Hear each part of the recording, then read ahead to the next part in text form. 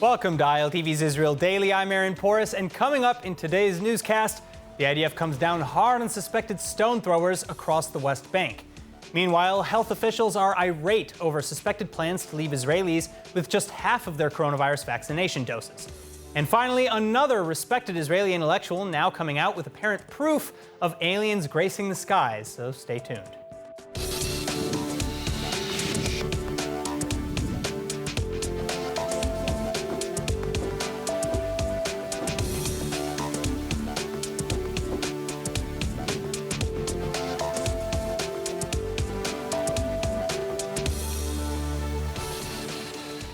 IDF investigations into the suspected terrorist stoning attack Sunday afternoon bearing fruit by the late evening. A number of suspects now reportedly in custody. In a joint operation between the Israeli Security Agency and Israeli Defense Forces, several Palestinians from the village of Deir Nidam have now been arrested. This after an hours-long manhunt in connection to a suspected terror attack, leaving one Israeli civilian severely injured. לפני זמן קצר נפגעה תושבת שלנו, תושבת בנימין, מאבן בראשה. היא הייתה בדרכה לבדיקת קורונה כשמספר נערים מחבלים זרקו אבנים על רכבה ופגעו באבן בראשה ופצעו אותה קשה. אנחנו מכאן מתפללים לרפואתה. To make matters worse, stoning victim Rivka Taitel was traveling with two of her children in the car when they were attacked. But thankfully, according to reports, one of her children managed to take control of the car and bring it to a stop after she was injured. Taitel was then later transferred to the Sheba Medical Center for treatment, at which time she underwent surgery for her head and is now reportedly in responsive but still serious condition. Benjamin Council head Israel Gantz going on to call on the government to step up its efforts in protecting the region's streets. כבישי בנימין ידעו ויודעים ימים רגועים יותר מאלה. הטרור זוקף את הראש וזריקות האבנים האלה לא מקובלות, ואנחנו קוראים לממשלה להגדיר לצבא הגנה לישראל 0 זריקות אבנים. זה אפשרי, צה"ל יודע לעשות את זה. בואו תחזירו את השלווה שהייתה כאן ושנמצאת באוויר כאן לשטח בכביש, תמגרו את זריקות האבנים. That said, this latest attack does follow a period of heightened tensions across the West Bank. Extremists on both sides of the conflict ratcheting up their attacks. In fact, in the weeks following the terrorist murder of Israeli mother of 6 Esther Horgan, at least 13 stone-throwing incidents have been reported in which Jewish extremists allegedly hurled rocks at Palestinian vehicles. One such incident resulting in the death of 16-year-old Israeli Ahuvia Sandak, when Sandak crashed his car trying to flee from Israel police. And joining me now with more on the latest stone-throwing attacks, English news editor for Arutz Sheva News, Yoni Kempinski. Hi, Yoni. How are you doing? Hi, Aaron. All right, now, first of all, what are the latest updates regarding the attack on Rivka Taitel, and how is she doing? Yes, so we'll begin with the good news. We were informed this afternoon that Rivka Taitel, age approximately 40, who was injured. She was wounded seriously in the attack itself, the rock attack. She is now in moderate and stable condition. Her condition is improving. That's the information that we've received from the Sheba Hospital in Tel Shomer near Tel Aviv. She has gone through a head surgery throughout the night, and her condition is now stable, and there's no imminent threat to her life.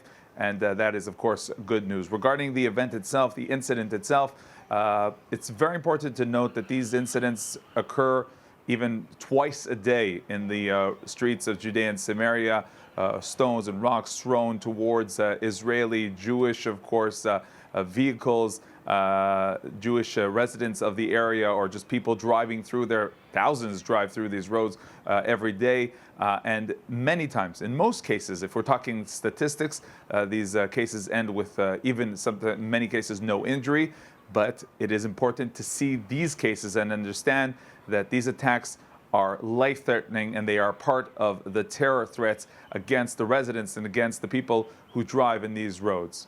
All right, now, the wounded Israeli, Rivka Taitel, she's the wife of Jewish terrorist Yaakov Taitel? Yes, Aaron. Rivka Taitel is the wife of Jake Taitel. He was convicted of the murder of 2 Arabs some years ago. And this was an act that was defined as authorities as an act of terror. He is now requesting to be released to visit his wife at the hospital. We have no confirmation yet regarding the decision, the response to that request, but that is his request now to visit his wife. Are there any leads regarding arresting the people behind the attack?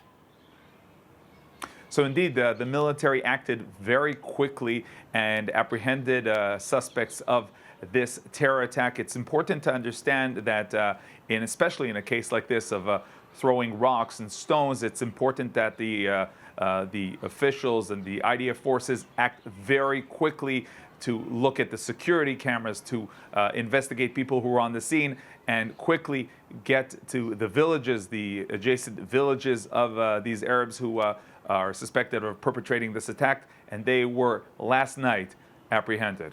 All right, well, speaking of the West Bank, what are the latest reports regarding the death of 16-year-old Jewish Ahuvia Sandak? Well, Aaron, before we get to the reports, what's making headlines these days is, of course, the protests in response to the death of Ahuvia Sandak, who died in a car chase with the police forces after they started chasing them after they were suspected of throwing rocks. Ahuvia and his friends throwing stones towards Arab vehicles, and then the car in which they were turned over, and Ahuvia was killed. What we are seeing in the past few days, sometimes day after day, night after night, is a protest that some have become very violent. And after Shabbat, we saw a big protest that was organized with the family of Ahuvia Sandak.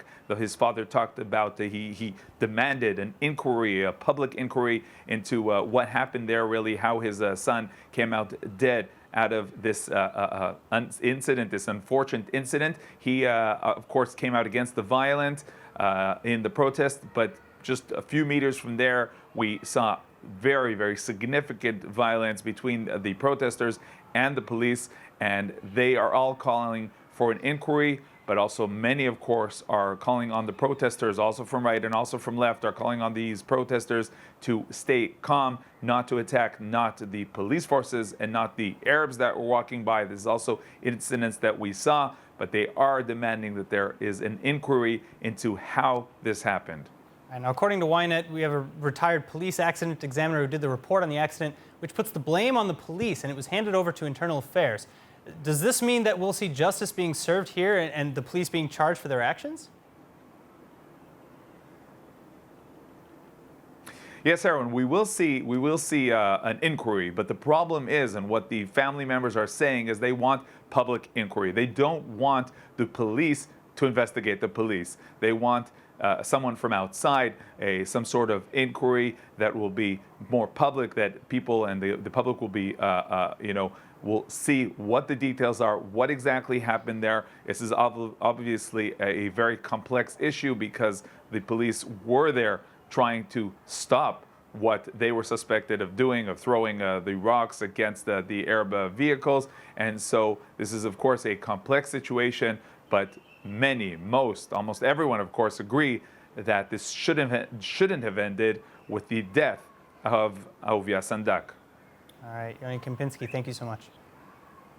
Thanks, Aaron. In related news, PA-Israel security ties publicly back in full swing as Palestinian security forces transfer 4 suspects to Israeli authorities. The 4 suspects arrested over the weekend in connection to a shootout in East Jerusalem that left 3 Palestinian residents dead and another 8 wounded.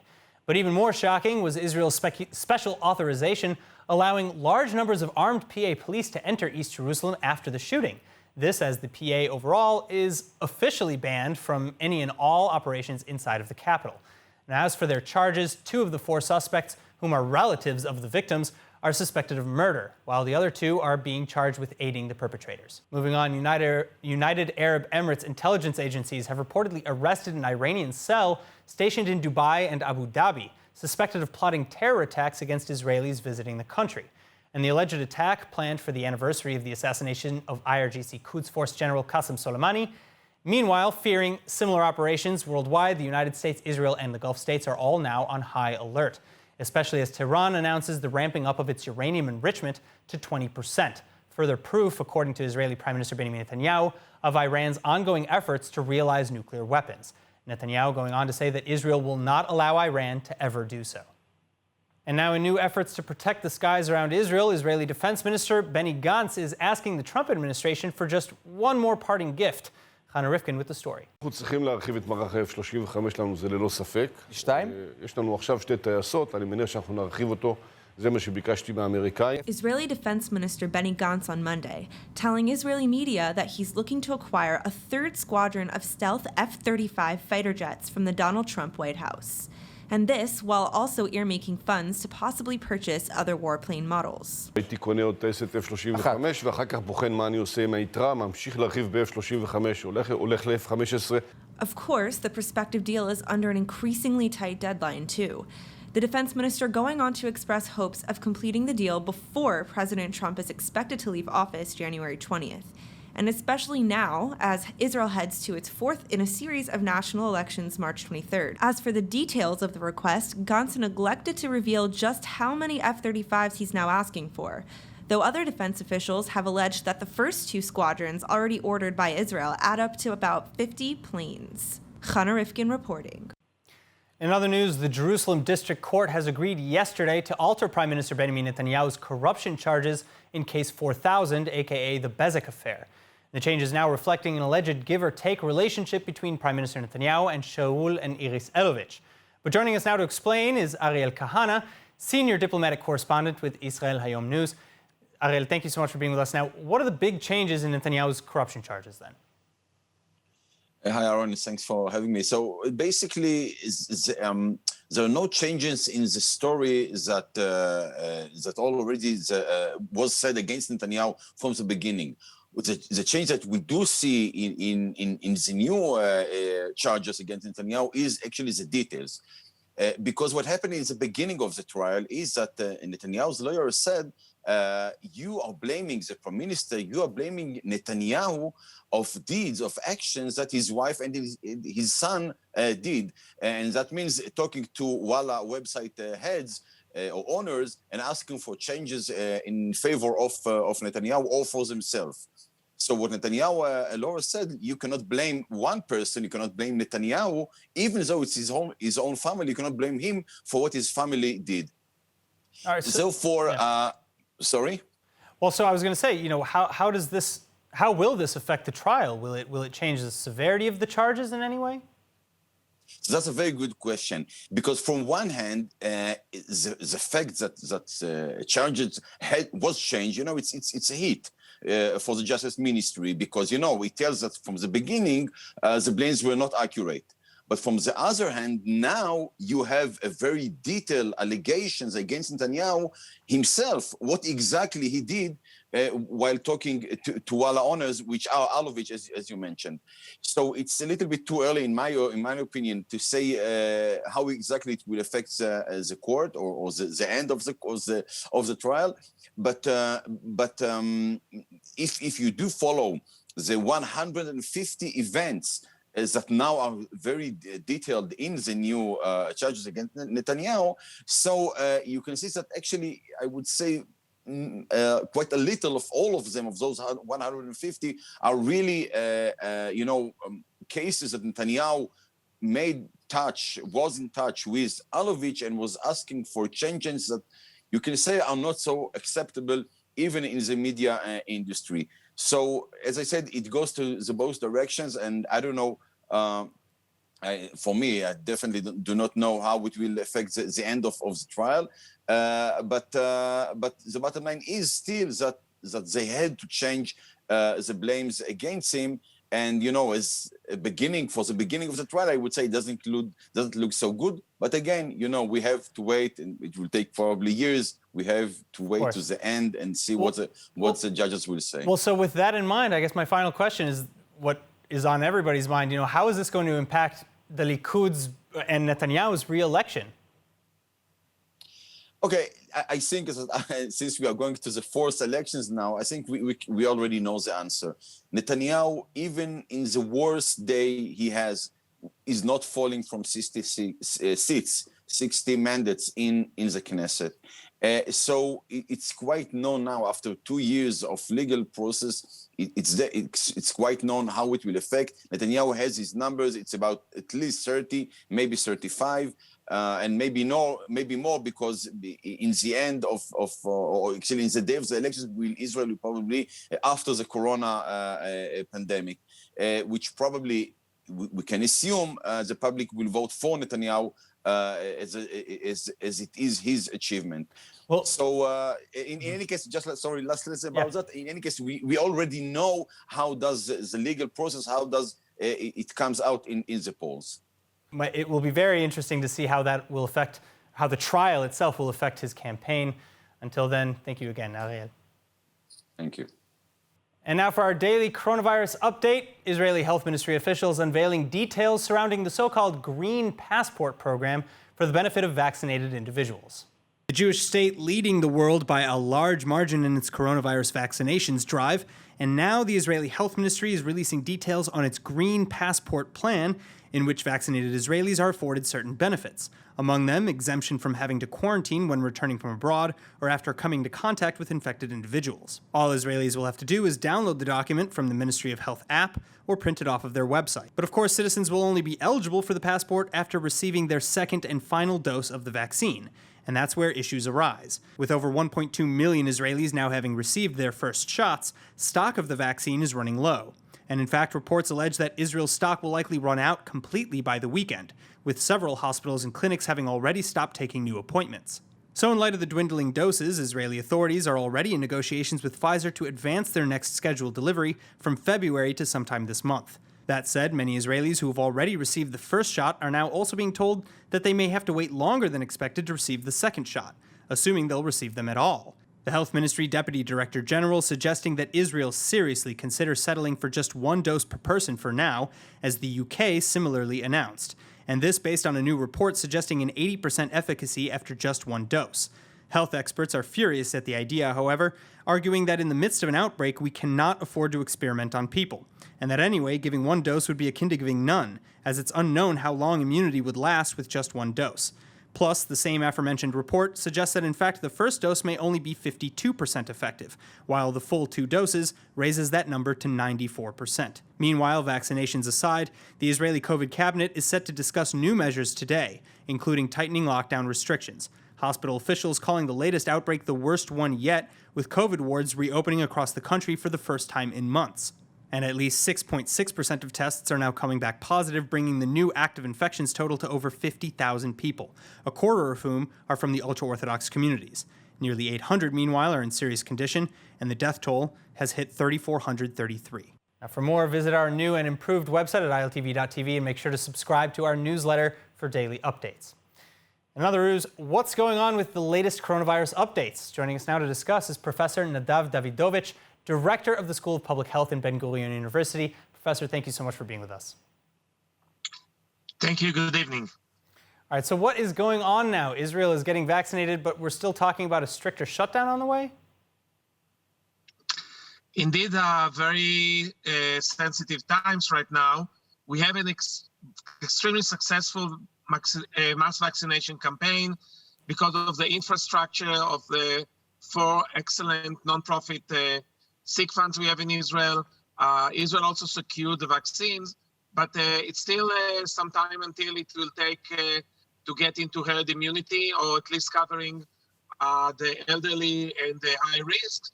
And meanwhile, we have, unfortunately, because of lack of success in preventing mass gathering, also testing those returning from red countries like Dubai. So all of this is creating a very difficult reality where we have very many people that are infected. And in the coming weeks, we need to see how to prevent mass gathering.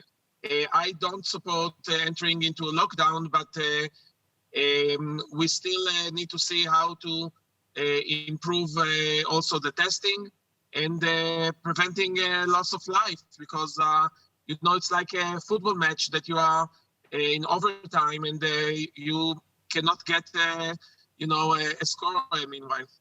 Well, according to Defense Minister Benny Gantz, the school systems are actually the most important to keep open in these times of crisis. Do you believe he's correct? I think that schools should be open. The question is how. Schools should be open, especially for the young kids in kindergarten. It's important for their development, both mentally, emotionally. And in terms of those in high school, We need to see how to continue maybe in a hybrid option. Of course, in places that are red or orange, unfortunately, they need to be at home. But I'm very frustrated that we didn't improve our protective education system. It's a plan using pooling. Some of the schools joined, including the one of my younger son who is in 8th grade. If more schools were entering this program, we could be now in a better situation to control. It's not only about lockdowns, it's also about improving testing and operating in a more differentiated way.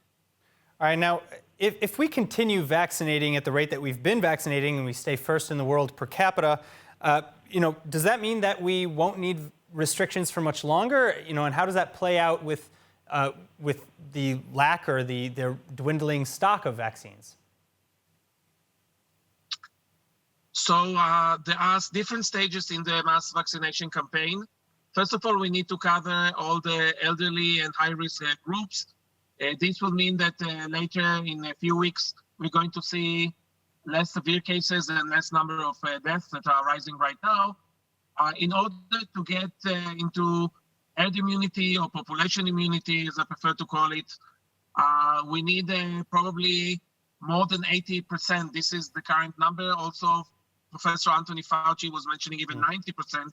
This will be very, very hard to get there, and it will take some time. I hope that we can secure the rest of the vaccines from Pfizer, that they see us as a better site to see how a mass vaccination is operating. All right, Professor Davidovich, thank you so much for your time. Thank you. Now on to other news. Ben Gurion Airport in Tel Aviv was shuttered completely Monday morning, with incoming flights redirected or delayed for about an hour. But not to do with the coronavirus outbreak, this morning's closure instead results from a dense and unexpected fog rolling in from the sea. Eerie images from all across central Israel showing skylines completely covered as the mist flew inland and shrouded the ground in white. And weather authorities are explaining that the mist may persist on and off for the next few days.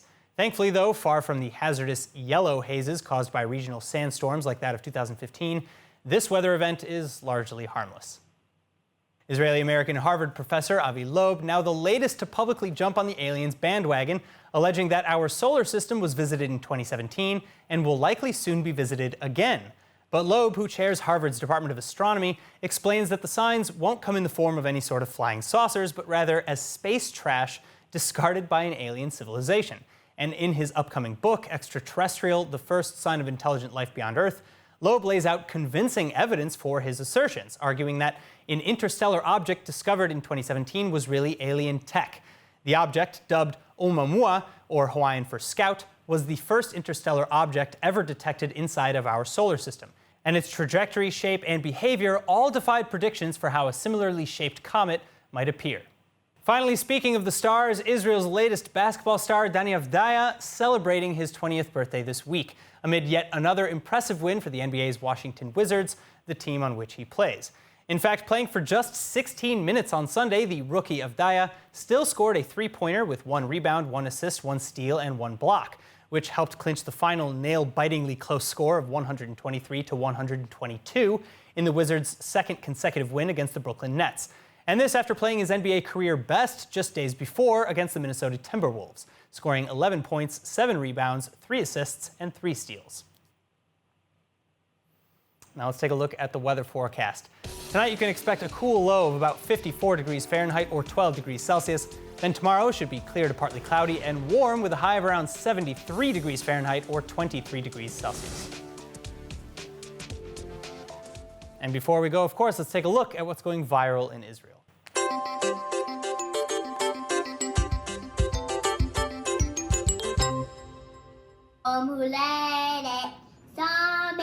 As you may know, Israeli NBA star Dani Avdija turned 20 years old on Sunday. And here we see evidence of his inspiring the next generation already. Israeli sportscaster Justin Kutcher showing his nephews singing him happy birthday. Danny. Happy birthday. All right, that's it for today's news. Today's exchange rate is 3.21 shekels to the American dollar and 2.52 shekels to the Canadian dollar. For more news from ILTV, please like ILTV on Facebook, follow us on Instagram, and subscribe to our YouTube channel.